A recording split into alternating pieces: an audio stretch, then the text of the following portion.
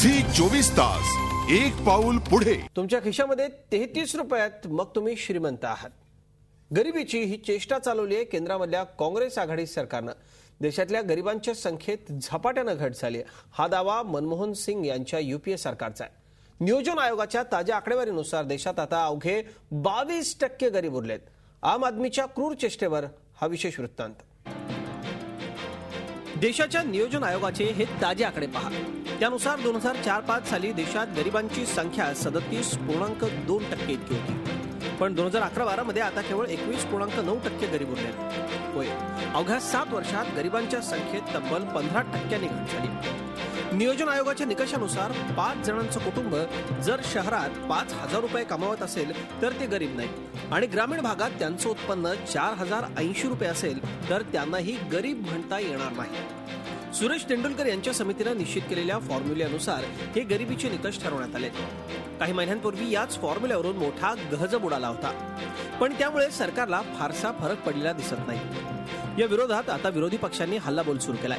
ही आकडेवारी म्हणजे सरकारचा कट असल्याची टीका भाजपने केली आहे। अपना रिपोर्ट कार्ड अच्छा करने के लिए बेंचमार्क लोअर करोगे, शर्त ही बदलोगे, परिभाषा बदलोगे गरीबी की, और लोगों को अमीर दिखाओगे। ये गरीब के साथ क्रूर मजाक है, विडंबना है, और इसलिए सरकार की इस रिपोर्ट को हम खारिज करते हैं। देश के गरीब की सही शिनाख्त होनी चाहिए। जेडीयूचे अध्यक्ष शरद यादव यांनी ही आकडेमोडीवरती नाराजी व्यक्त केली आहे। बैठ के चैम्बर में अपने कुछ एक्सपर्ट को बिठाल करके आंकड़ों को इधर से उधर करना बात अलग हो सकती है। हम पूरे देश में घूमते हैं तो गरीबी की क्या हालत है वो जानते हैं। काँग्रेसचे नेते सत्यव्रत चतुर्वेदी यांनी मात्र यूपीए सरकारची पाठराखण केली आहे। मनमोहन सरकारच्या राजवटीत झालेल्या विकासाकडे डोळेझाक करता येणार नाही असं ते म्हणतात। पूर्व के 11 वर्षों के आंकड़ों में 0.74% की दर से प्रतिवर्ष गरीबी घटती थी।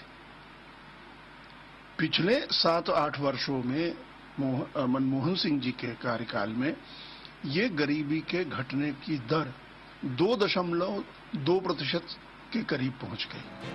खरं तर सरकारी आकडेवारीच्या या खेळामध्ये निवडणुकीचं राजकारण जास्त आणि वस्तुस्थिती कमी दिसते।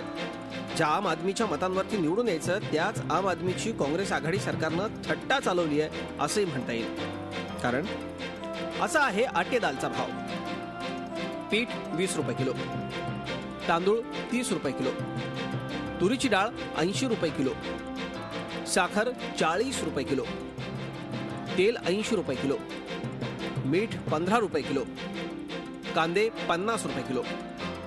अशा परिस्थितीत जर आपण 33 रुपये घेऊन बाजारात गेलो तर 250 ग्रॅम पिठासाठी 5 रुपये द्यावे लागतील, 100 ग्रॅम डाळीसाठी 8 रुपये द्यावे लागतील, 250 ग्रॅम तांदळासाठी 7 रुपये 50 पैसे द्यावे लागतील, 100 ग्रॅम तेलासाठी 8 रुपये लागतील, 100 ग्रॅम साखरेसाठी 4 रुपये लागतील, आणखी 1 रुपयांचं मीठ घेतलं की 33 रुपये संपले। यामध्ये मुलांच्या शिक्षणाच्या खर्चाचा समावेश नाही, आरोग्य सुविधांसाठीचा खर्च नाही, इतकंच काय तर वीज, पाणी, कपडे, घराचं भाडं, प्रवास खर्च कशाचा समावेश नाही। आता याला चेष्टा नाही तर दुसरं म्हणायचं तरी काय। Bureau report, Zee media, Mumbai. Zee 24 तास एक पाऊल पुढे।